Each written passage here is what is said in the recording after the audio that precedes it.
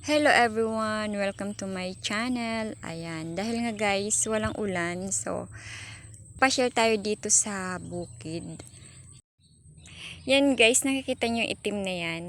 Palaka yan or nagpatubo sila ng talong. Kasi after ng palay ay talong yung itatanim nila dito.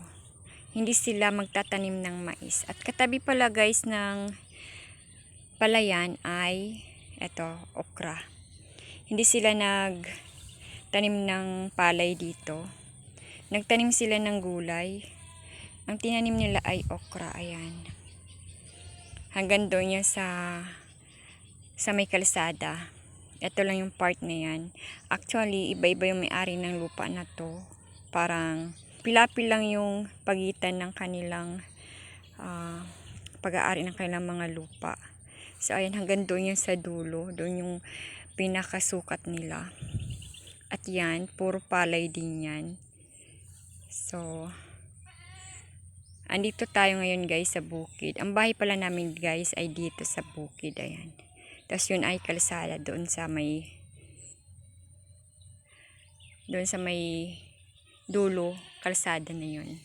Tapos iilan lang yung bahay na nandito sa bukid. At yan guys, yung mangga. Malapit na rin magkaroon ng bunga yun kasi nag-i-spray sila ng pangbulaklak ng mangga. So, sa December, tamang-tama.